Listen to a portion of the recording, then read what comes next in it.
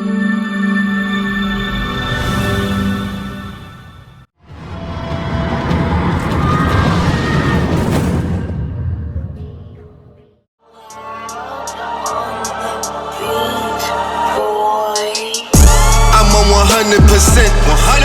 and blue, purple like Prince. Red and blue, purple the Benz. Change up the circle of friends. The netheroo circle the twins. 75 ever since. 70 wives in the fence. Red and blue, purple like Prince. Red and blue, purple like Prince. Red and blue, purple like Prince. Red and blue, purple like Prince. Peace, family, and welcome to another episode of Underground Railroad Radio. This is your host, Brother Rich. And I'm joined once again with the living legend, none other than Professor Griff. Welcome back to the show, brother. Good, thanks, good brother. Everything's good with you? Yes, sir. Yes, sir. All right. It's always a pleasure to be back every Wednesday night with you. And we're closing this one out, man. What we got? One more to go? Yeah. One more week to go in the so-called year, moving on to the so-called new year. Right, so we have to discuss, we got to do a 2016 countdown, man. Matter of fact, an ancestral 2016 countdown. And just go back and review the entire year and what happened, man, next Wednesday. I think can we do that? Yeah, that'd be super dope. That'd be super dope. Cool. I definitely look forward to that. All right. You know, so me and Professor Griff, we was talking. We did a couple of weeks ago, we did a show on the 13th, the documentary that came on Netflix. So every now and then we see documentaries or movies that we feel as though we should decode and speak about with the people that might be beneficial to us. One recent one that I've seen that I think should be that is talk worthy is a documentary called Hypernormalization. And Professor Griff, this just came out this year actually, so it's brand new. I'm sure a lot of people haven't seen it yet. You could type it in YouTube. It's on YouTube. It's on Google. So either you could go either Google or YouTube. Same thing though, but you can watch it there. This film was released on October 16th, so it's about 2 months ago. And in the film, it's made by a filmmaker by the name of Adam Curtis. And Adam Curtis argues that since the 1970s, governments, financiers, and technological utopians have given up on the complex real world and built a simple fake world that is run by corporations and kept stable by politicians.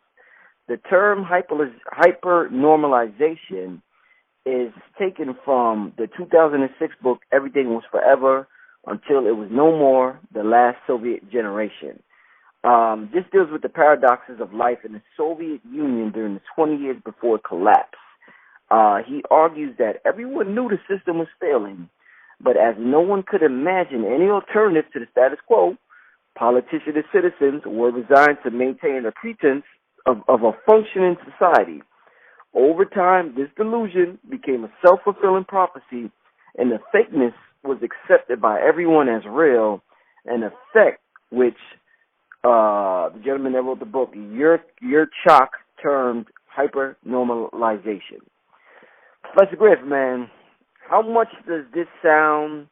Well, first of all, what did you think about the documentary, and how much does this sound like what we see that's going on right now, Professor Griff? It sounds like 99% of what we're seeing today. Okay. And I saw it today. I took my 2 hours out of my life, and I sat and watched it and took notes, and it disturbed me. It disturbed me because it was so real. It disturbed me because of the events that took place around the globe on a global level. Made me look at exactly what was going on through a different lens. And once I did that, I said, "Oh, I see what the filmmaker is actually talking about." And then I had to go through that process that everyone goes through, rejecting it, not believing it, and I don't even do belief, not trying to understand it. And then I just sit back and say, wait a minute, these incidents did happen. So you mean to tell me these people orchestrated this and pulled this off? And let me tell you something. When I got to the part where it talks about the Arab Spring and how this gentleman that used to work for Google pulled off the uprising in Egypt, I was convinced. Wow, yeah. I was convinced. I said he brought thousands of people on the street just from a Facebook post. I was convinced. I said, okay, Facebook and these companies, which represents the system, have a lot more power than we think they do. Mm-hmm. All of us would like to have that kind of clout and that kind of power. Go to Facebook, put up a post, and 70,000 people show up. Mm-hmm. Come on, man. You're actually doing something with social media that's way beyond our comprehension. It's just way beyond our comprehension, man. So, as I took notes, though, I felt more and more. I'm trying to find the word. I felt more and more encaged. Like I'm actually living in this. What was the movie Jim Carrey was in when he was in a bubble? It was a fake reality. The Truman Show. Right, the trip. That's how I felt. Like all of this is fake. You understand what I'm saying? Fake status, fake Facebook friends, fake people, fake ass jobs, fake money. Vote don't count. Nothing is real, man. Women faking orgasms, all kind of shit.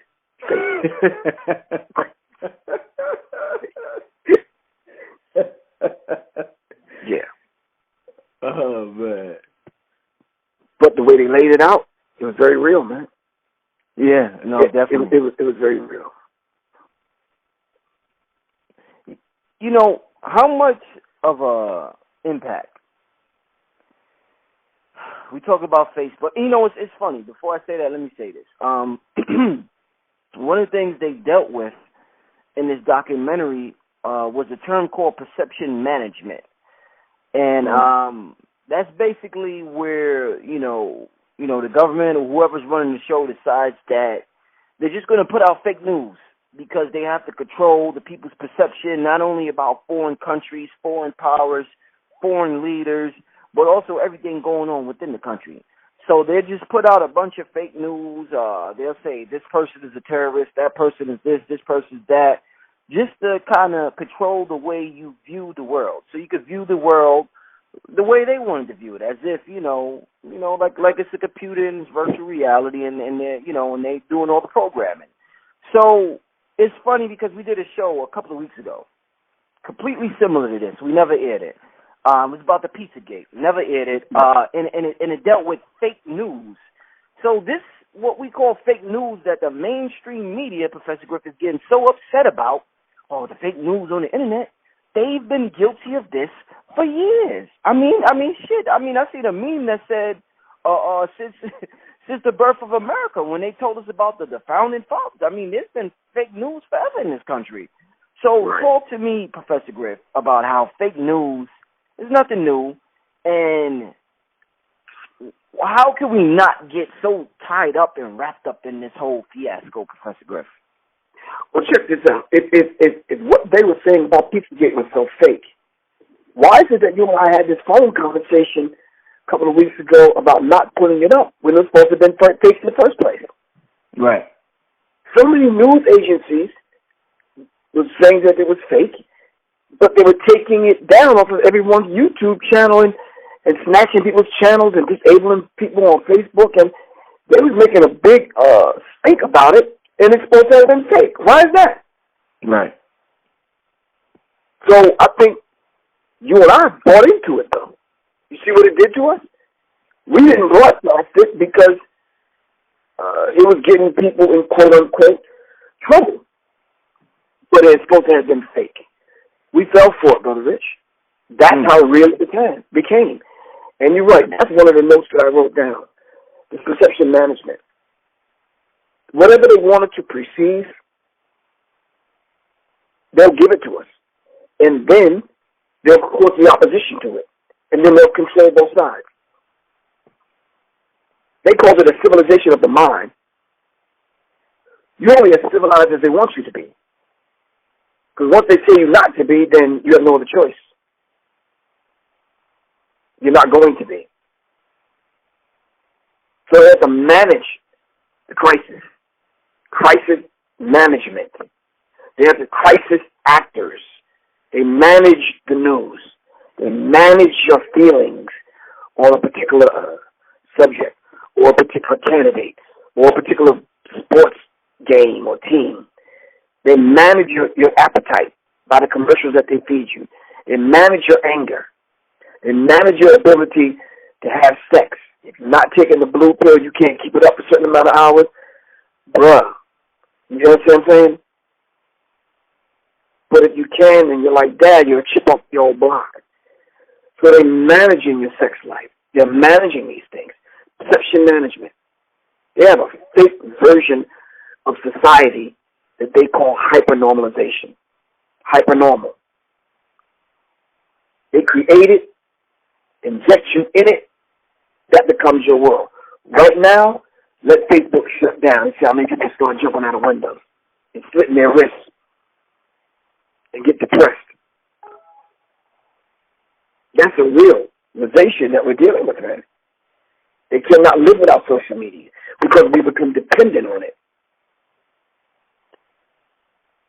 We become dependent on social media, so much so because we have cars that drive themselves, phones that talk to us, TVs, clocks that turn themselves on and off, all kind of transhumanism that Siddiqui Bakari talks about. And so to have a world, a West world, without these things, that's just not normal. You know, it's normal for someone to feel lonely if you only get 2 likes on the picture and you fall into a deep depression. It depends upon how many people like your picture or how many views you get on your YouTube thing. Some people think that they're mega stars because they get thousands of hits every day on their YouTube interviews or their interview clips that they put up. Hypernormalization. Not real.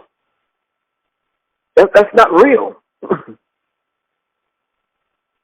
You and I have been asking for $1 for support on these broadcasts, and we've reached as high as 380,000 views on one interview.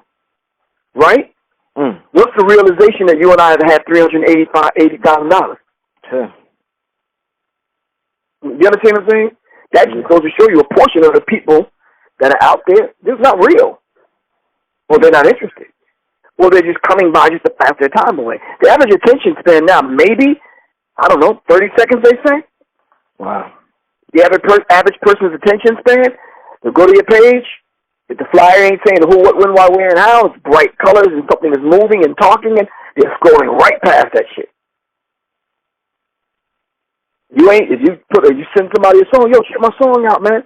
You send them a song. If you're not saying in that song what they want to hear in the first couple of seconds, they're clicking the song off.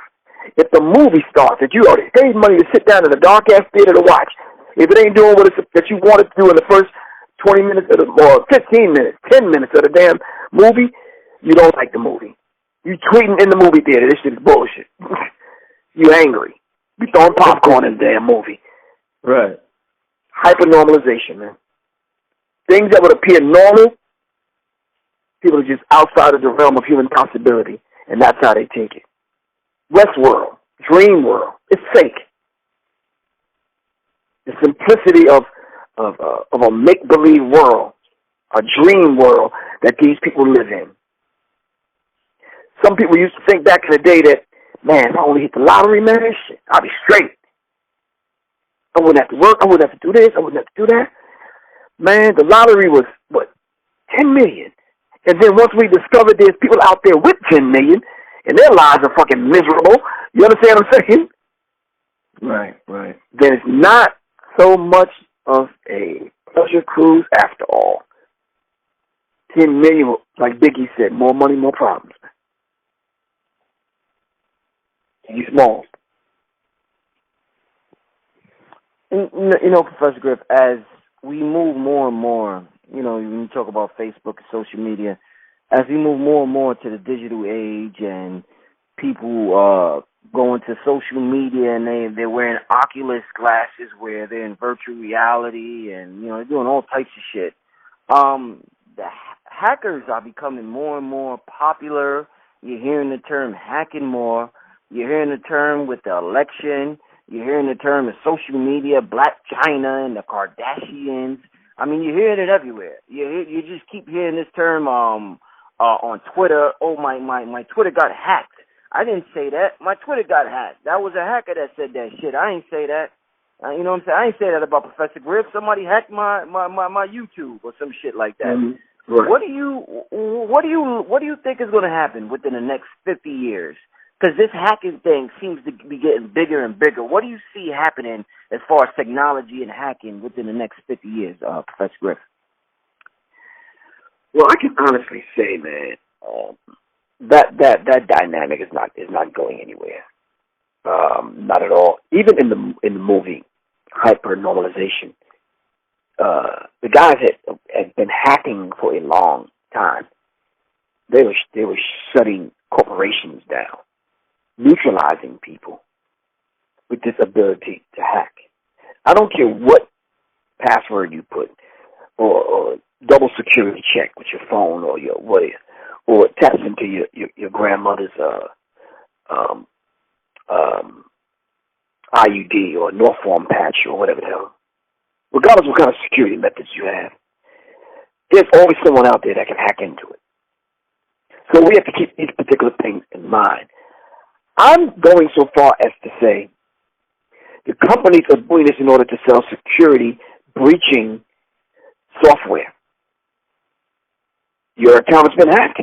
Get this special super duper software XJ9-5, the red edition, and you can stop any hacker anywhere at any time. But it's the same company that's allowing people to go into your account. It's the same one that's selling you that software, Brother Rich. Okay.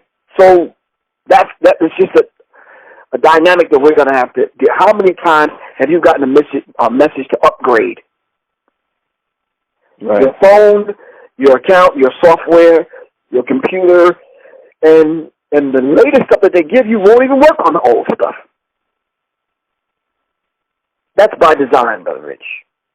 Moving you more and more and closer towards this simplistic make-believe world that we live in. So now we're out here in cyberspace and nothing is real.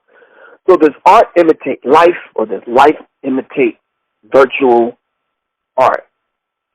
I tend to think life imitates the virtual art, the make-believe world. You want to look like a Barbie doll? Download the program. Here we go. We end up with Nicki Minaj. Voila. Barbie doll has bigger breasts now and bigger butt and this, that, and the other. We got it now. You can go to the doctor and get it.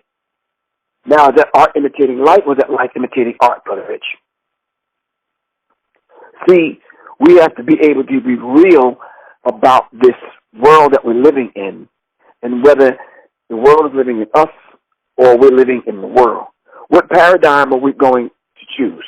Are we going to choose the particular paradigm that causes us to get the latest gadget? Because if you don't, you might get left out of something. There was a bombing that went on overseas, either in Turkey, Russia, Germany, somewhere. So why don't you know about it? You don't know about it because you don't have the latest smartphone. Smartphone 10.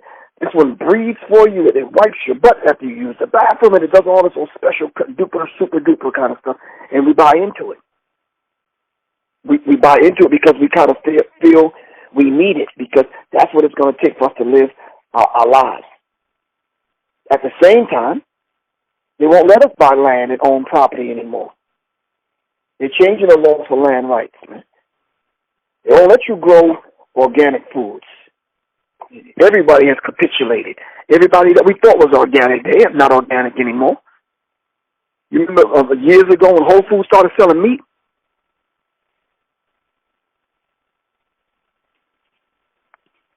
Brother Rich. Yeah, I hear you. Whole Foods started selling meat a minute ago. Yeah. Well, Whole Food was the whole damn food. You understand what I'm saying? Right. Nah, so this world is becoming more and more plastic. I mean, they said it in the Matrix, man. They said they're managing perception.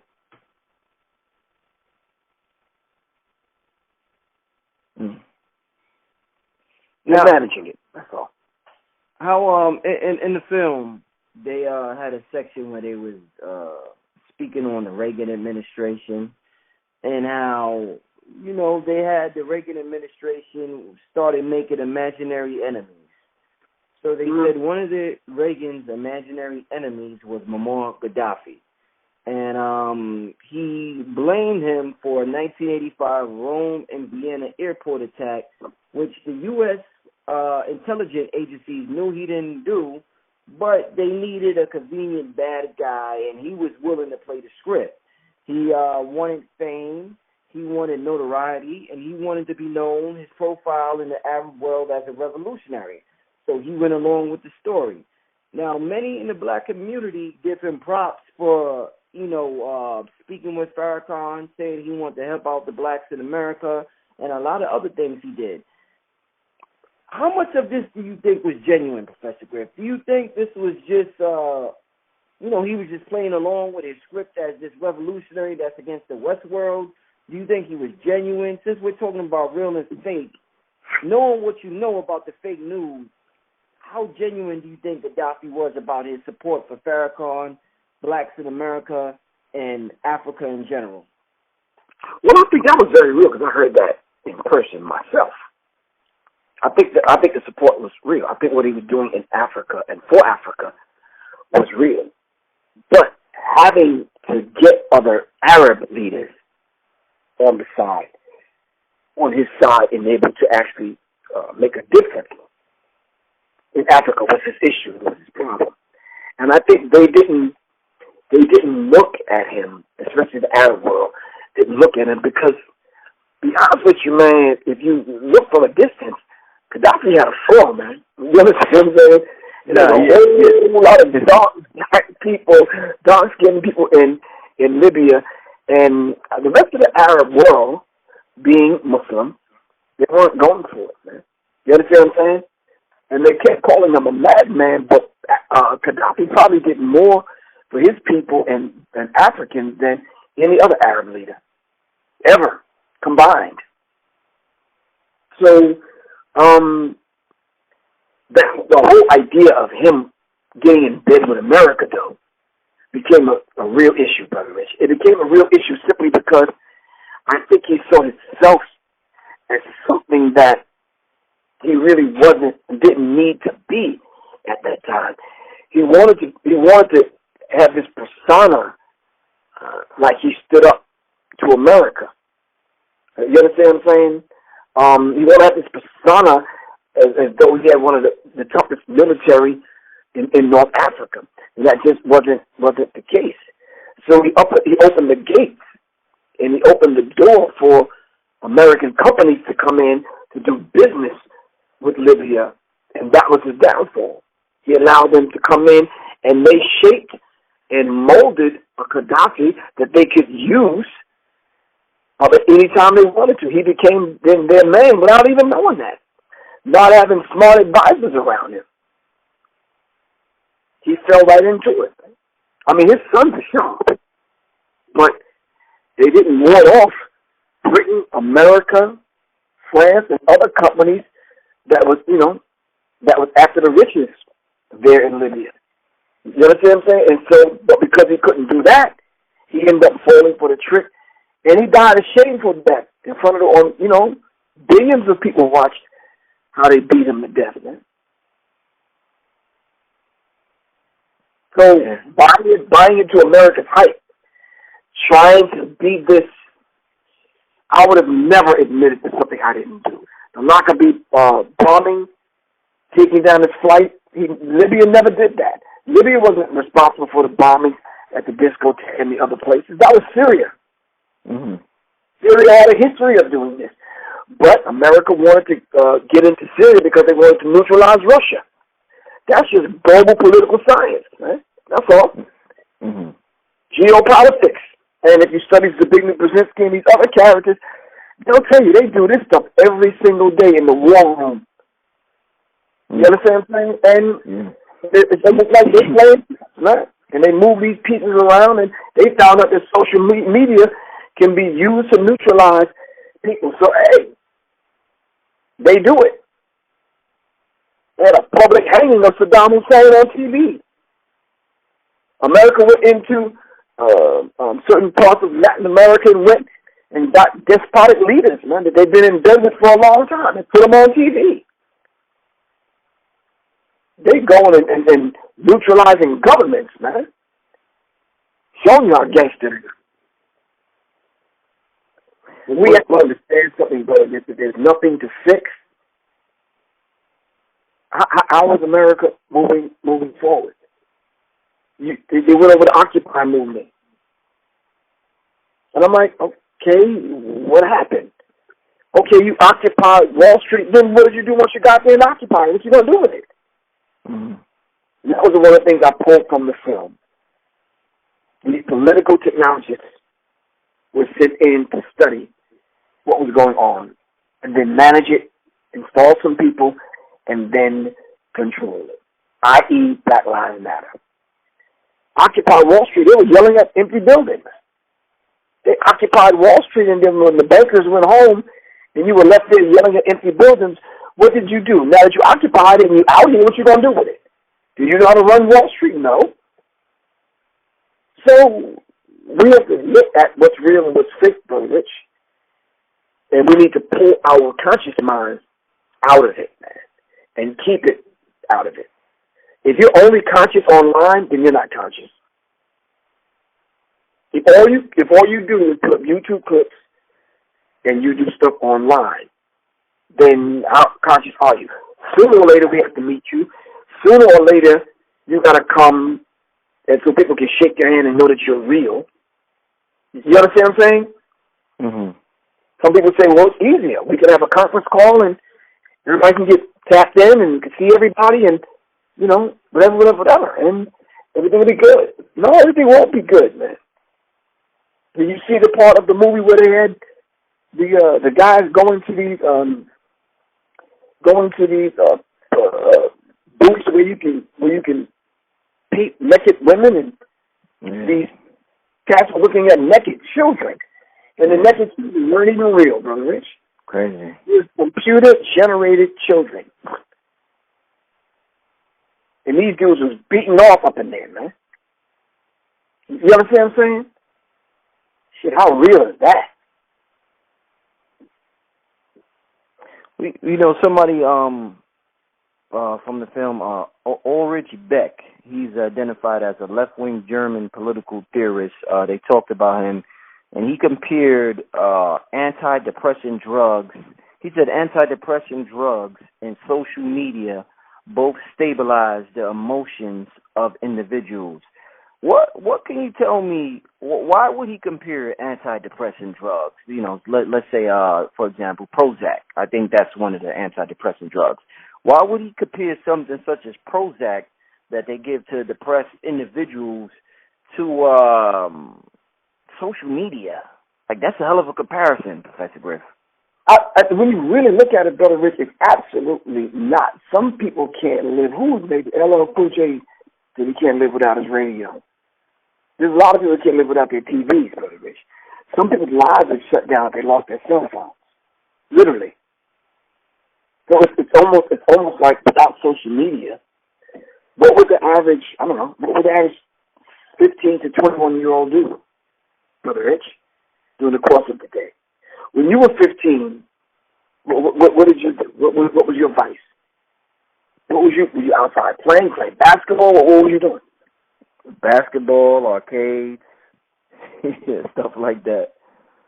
Nowadays, the average young person is walking around here with a $300 or $400 cell phone, able to tap into the globe, to the world. Friends, they got games, they got all kind of stuff. There's a whole world that's created for them via app. So I understand where the gentleman went on the film when he talked about he compared antidepressant drugs to social media. Mm-hmm. Because I think if some people didn't have social media, I think they would lose their lives. And I always say, being famous on Facebook is like being rich in Monopoly. Mm. It's just not real. So I understood the comparison right when I heard it. It's almost people go through withdrawal symptoms, man. Sometimes it's good to put it down for a day, man. But some people run their businesses from it, bank accounts from it, grocery lists, friends, teachers. They make car payments and mortgage payments and all kind of stuff from their cell phone. It's become a necessary tool now. And now it just depends on the app creators and who's creating the apps and what they will allow you and what they won't allow you to do. Say something and act funny on one of them, and they shut and disable your page and put it up when they feel like putting it up. That'll slow your activism down real quick if you got Facebook followers. You understand what I'm saying? Mm-hmm. It's just not a viable means for us to wage this mind revolution. It's not real. But they tapped into the anger of the dissatisfied masses of the people in Egypt, and they set it off by a Facebook post, and thousands of people took to the streets. All started from a computer programmer. That's it. You talking about control, alt, delete? Bruh. They set it off for real. Man. See, they shaped the reality into whatever they want it to be. And then they manage your perception of it. Be in control of the major news networks, they can do that. They can do that. People don't look for independent news. They said it on CNN, and then they said it on Fox. It got to be true. They said it on the news, so it has to be true.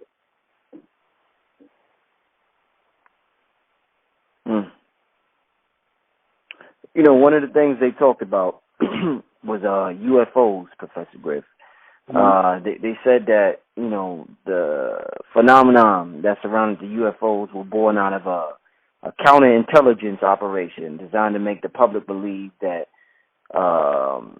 that there was alien visitations, but it was really secret high technological weapons that the U.S. military was experimenting with. Right.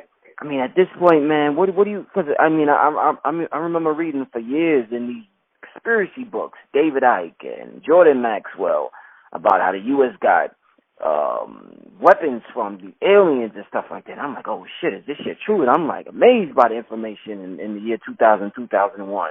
And you hear some people say it's it's just all fake because they were just testing weapons.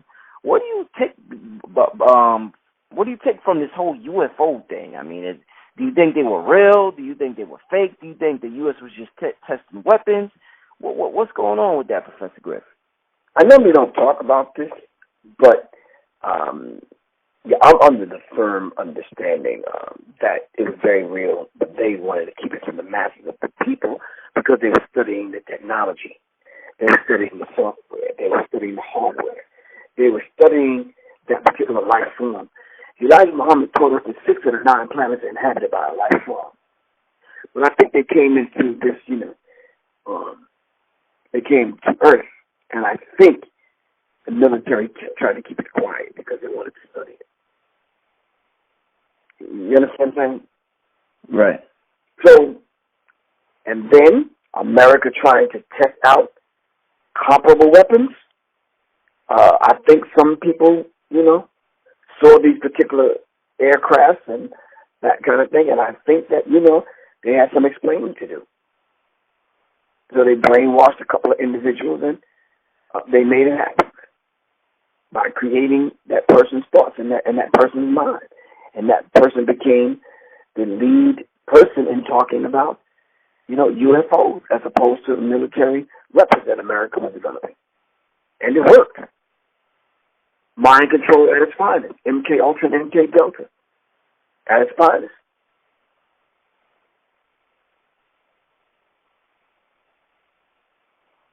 Indeed. Now, they also dealt with the credit system. If you black, credit is something that, a lot of brothers and sisters in this country that, just from brothers and sisters I know, they have some problems with credit.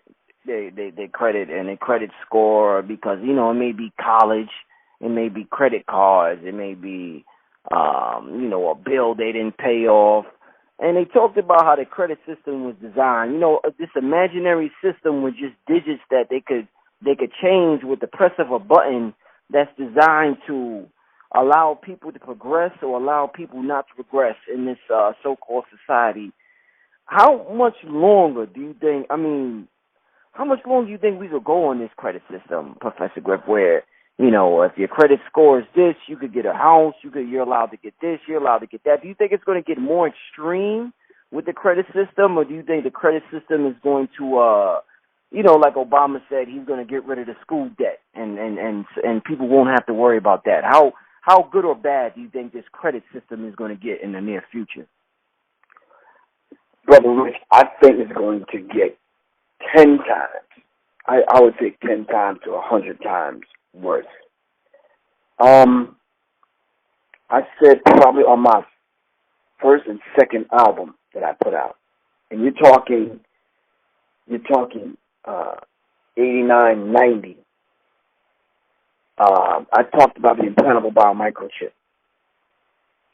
So unless they fill the objectives, it's going to remain. It's going to get worse until every so-called human being is chipped. Well, let's just talk about America. If every human being is chipped with an implantable biomicrochip in them, then I think they would have reached their goal, because at that point, they would have all in a position where we're manipulated and controlled, and they can turn you on and off when they feel like it, if you're chipped. So that's reality. They'll be able to track everyone. Your medical records will be in the chip. Your bank account, all your information, everything that they can squeeze into ones and zeros on a chip is going to be, you're going to carry it around in your body. As a matter of fact, they're advertising it right now online. You don't have to carry a wallet anymore. Just get the chip. All your information is in the chip. Your ID, everything. Right. Never lose your ID. You can go online and see this right now as we speak. So I think that because we have fell for it and it's convenient, how many times you personally have fell for a gadget or an idea or a piece of clothing or some equipment but because it was easier and more ineffective. It was very effective. It was an easy way of doing things. For example, you can make pancakes now with just powder and water, right? Right. You can make orange juice with powder and just add water. You understand what I'm saying? I'm telling you, we should get together. Don't tell nobody. We should get together and create like a virtual blow-up doll for your computer. Just add water, or just add sperm and shit. We can sell like a billion of them. Right. You understand? There's many people that look at porn. You understand what I'm saying? What I'm saying, if it's become that easy for you to get food now, just add water. It's popping fresh dough kind of society that we live in. Make it easier. I fell for it recently. Now I'm using my thumb to unlock my tablet. You understand what I'm saying? Mm.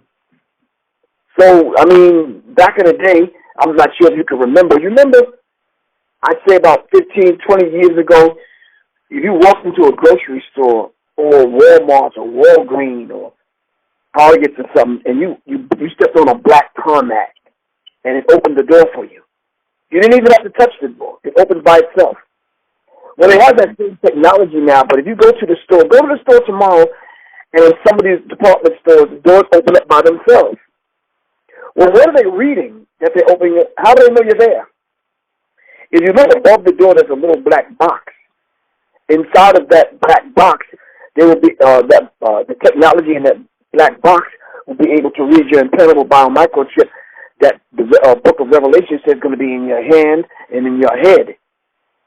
That is the only way you're going to get in and out of banks, in and out of supermarkets to buy food, in and out of your car. You won't be able to shoot a gun in a minute without the chip in your hand, because the chip is going to release the lock inside the gun and you'll be able to shoot it. All right? Studying non-lethal weapons is biotechnology when it comes to security. This is real. Biotech is something to study simply because security systems now are getting more and more sophisticated. Now they're using fingerprints, eye retina scans. It's getting more and more technical. What was the movie that Tom Cruise was in where they had the precogs? Minority Report? Minority Report, exactly. Right. They were arresting people before your ass commit the damn crime. Yeah. They said you thought about committing it, so they arrested you. So this is not, Minority Report came out when? In 2009 or something? 2004? Yeah. Bruh, if they put it in the movie then, imagine what they have now. So it's a very, very real dynamic, Brother Rich. And we're living it. Mm-hmm. We're living in it. We're living in it right now as we speak. Yeah, let me just read real quick, and then I got one last question. Let me just read. There's a chapter in this movie called The Cautionary Tale, and let me just read a brief synopsis of this chapter that I found online because it ties into exactly what you were just talking about as far as predicting the future. Okay, the start of this chapter is about the flaws of trying to predict the future by using data from the past.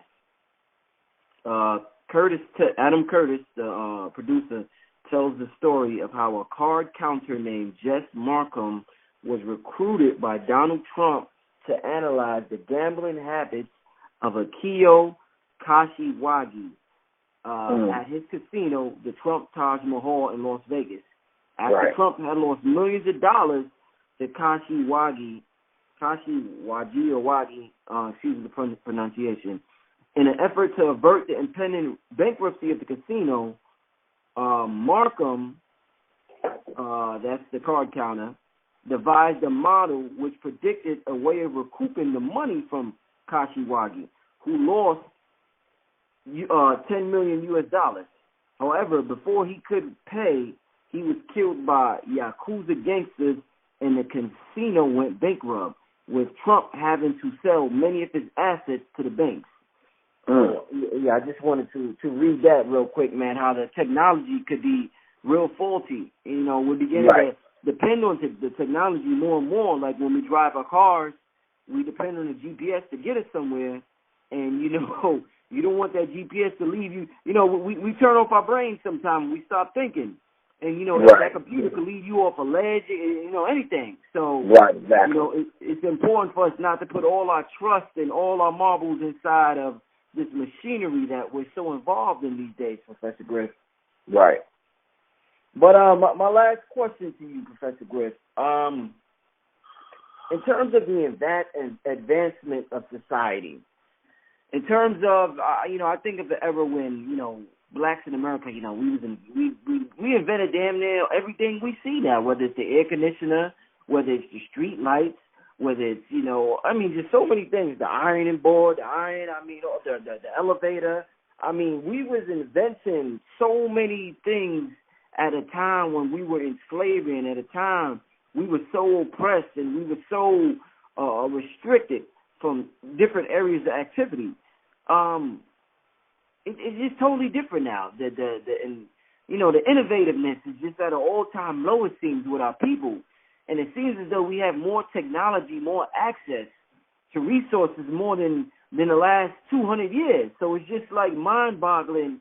But what do you do, Professor Griff, when you have a portion of society that just doesn't want to work or contribute? Because I'm looking at this film, and I'm looking at these foreign powers, and I'm looking at the U.S., and they just have this mentality where, the people can't think for themselves, so we have to think for them. So, you get to a point where you analyze things, and I see how a lot of brothers, when they go to jail, and they become so productive, and brothers come up with a lot of effing inventions in jail, Professor Griff. Dudes come home, they got all types of ideas. I'm like, nigga, you had to go to jail to get that idea? So what is it about, what is it about this society that we are in that is causing people? I'm not saying jail is better, but what is it about society that we just the innovativeness, everything is at a creativeness, is at an all-time low, Professor Griff. What is it about this world that's making people just so sheep-like? Let me speak to that, but I want to speak to the other thing first. Okay. That Japanese gentleman that figured out how to win money. They put the best minds up against him. And he beat them. Right. And he took their money and laughed in their face. You understand what I'm saying? Yeah. But we don't know what kind of situation that was that the Japanese mob, I don't know what they call the mob out there, but they butchered him to death. Mm-hmm. You know, my thing is, I'm taking that they butchered him to death because they didn't want him teaching anyone else the formula on how he went to Vegas and won all that money. Right. You understand what I'm saying? Okay. Let's look at it this way. What if the people paid Trump off?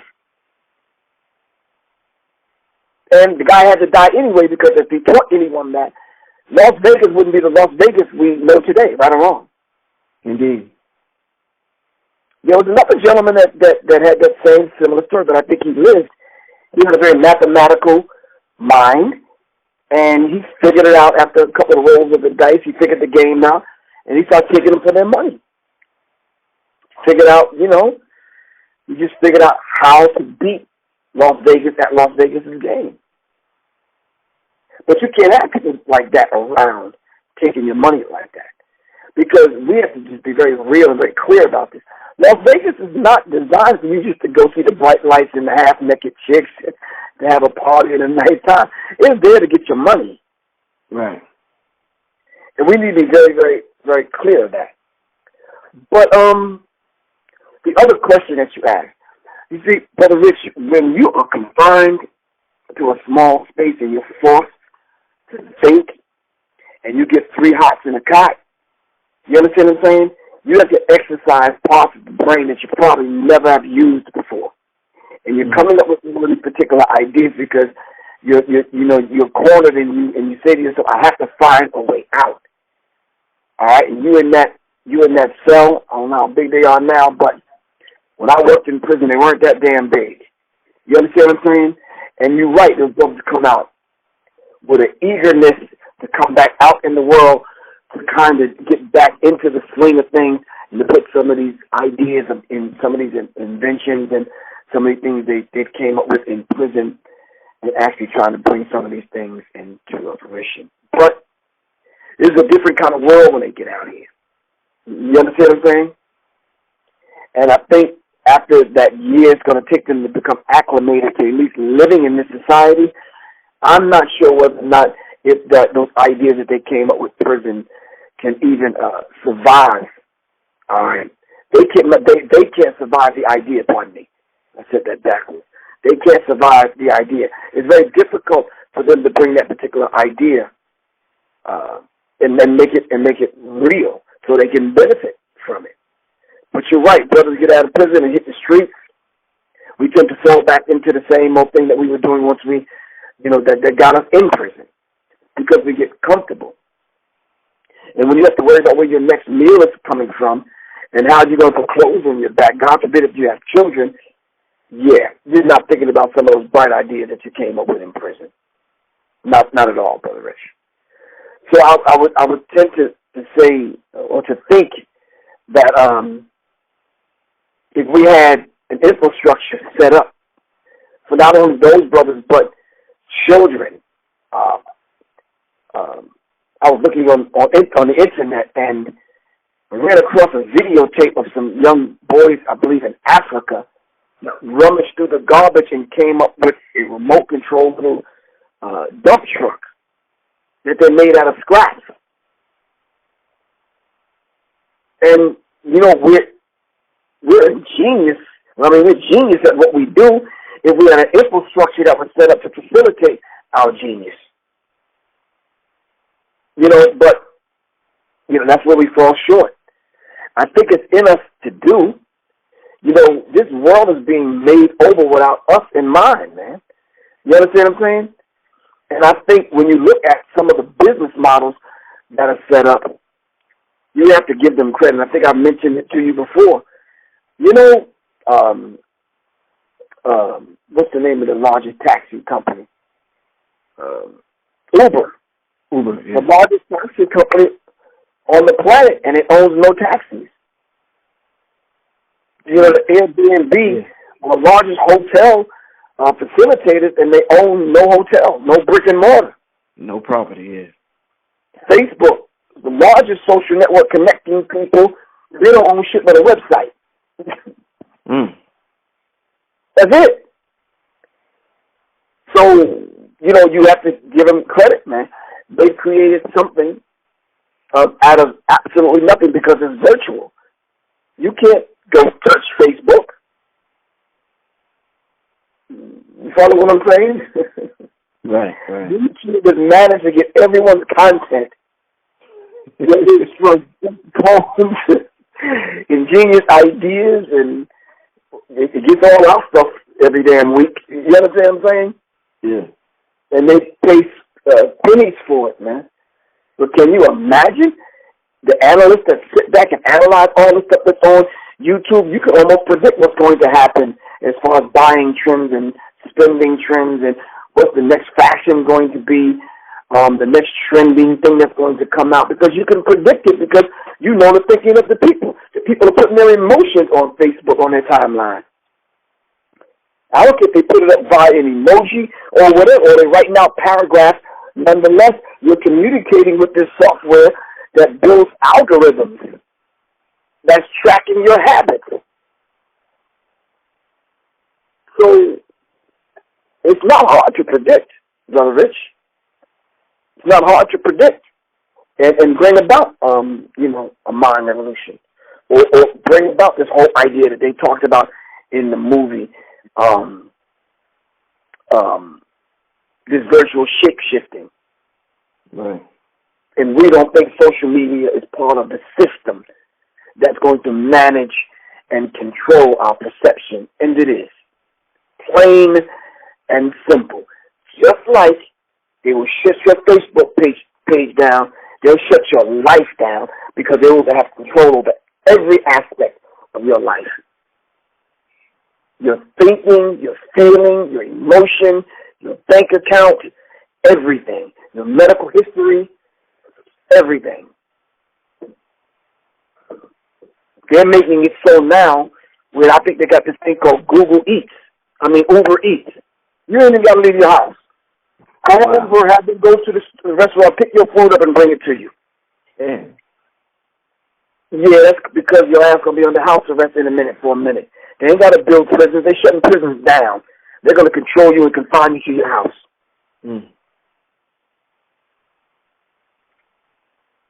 So this is a very real dynamic. They're building a global society because they're managing and manipulating your perception. So yeah, so this whole idea, 3 strikes you're out, may be true in the banking system. I know Donald Trump has bankrupted several companies, 11 to be exact. So yeah, but just to end that, they want to be able to run a world without politics, man. Okay. So to control and create a civilization of the mind, you have to manage your perception management. And the whole idea of the simplicity of a make-believe world is what they're going to create, and we're actually going to live in it and be a part of it. And no one's going to twist our arm to do that. We're going to voluntarily give up all of the information we give up just for the next and the newest and the flyest app that you may get on your phone that can send something fucking stupid like fucking balloons or stars or some shit along with your text message. Good fucking. And you giving them people your address and your name and your children's name and giving them access to every part of your phone with your confidential information in it. Come on, man. You voluntarily putting the damn shackles on your brain. Anyway, I don't want to talk too much. Indeed. You know, I was driving about a week ago, 2 weeks ago, or something like that, and my friend told me about a free app called Waze, and it's supposed to, you know, help you navigate places, GPS and all that. So I used the app. You know, he said, you know, this is better than, you know, the other stuff. It could get you there fast. It could use the shortcuts and stuff like that. So I used it. It was pretty good. The next day I wake up and I'm on my phone, so I just happened to go to the app. And the app has this thing where it's telling me where the car was parked. So I said, how the hell does the app know? I didn't tell it where I parked. I didn't take a pic. Like, I didn't give it permission or anything. It just knew where the car. I didn't sign up for anything. I didn't give it a registration number or anything. But it just knew where the car was parked. I was like, yeah, that's some spooky shit there, man. Yeah, man. So this is what it's called, Waze, WAVE. So watch out. It'll help you get there fast, but man, that shit. No, I have it in my phone. I had to disable it. Oh, you do? Okay. Yeah, because it knew too much. That fucking app knew too damn much, for real. Yeah. So, yeah, man. This technology is something, man. But leave them your contact info, Professor Griff. Let them know what's going on. I know you texted me a flyer, so I know you got something coming up at the beginning of next year. But let the people know. Okay, the people can reach me at 678-557-2919. It's 678-557-2919. Of course, people already know, the people that have donated and have given to the GoFundMe account for Artifactual, the film coming out in February. We really appreciate everyone for that. And of course, next week I will be speaking at the Feast of Set Met. You can go on my Facebook page and you can check out the flyer. But it's an all-you-can-eat vegan buffet Saturday, December 31st, 2016 at 7 p.m. all the way into the so-called New Year. That's Brown Sugar House of Wellness, 560 Valley Hill Road, Southeast Riverdale, Georgia. All right?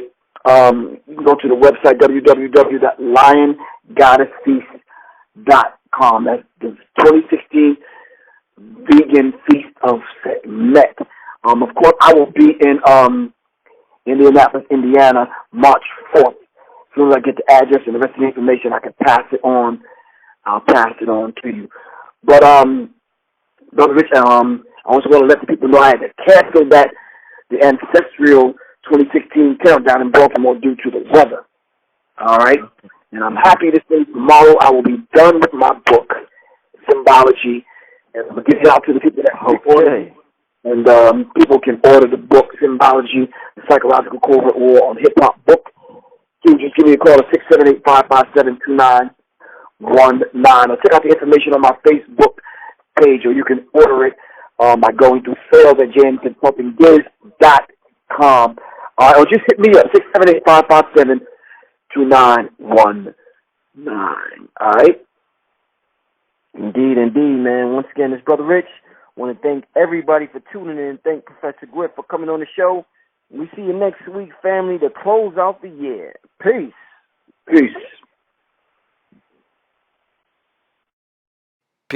Peace, family. This is Brother Rich from UGR, urging all my viewers and subscribers to help support the channel by donating just $1 to the UGR PayPal account.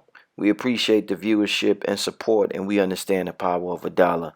If you benefit in any way, shape, or form, we ask that you donate $1, whether it be monthly, bi-monthly, quarterly, or yearly, so that we can build our brand to compete with the NBCs, the MTVs, and the Foxes of the world. I figured since Kanye could ask Mark Zuckerberg for $1 billion, I could ask my subscribers to donate $1 so I could make the best possible content possible. The main objective of this channel is to inspire you to become the greatest version of yourself. So hopefully throughout the years of you watching this program, you have been inspired to become the greatest version of yourself. If you would like to donate, you could go to www.paypal.com and send a donation to richandmerit7@yahoo.com. Thank you and enjoy the rest of your program.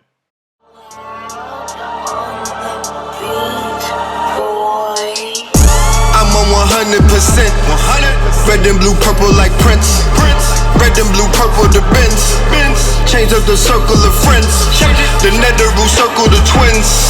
75 ever since. 70 wives in the fence. Red and blue, purple like Prince. Red and blue, purple like Prince. Red and blue, purple like Prince. Red and blue, purple like Red and blue, purple like Prince.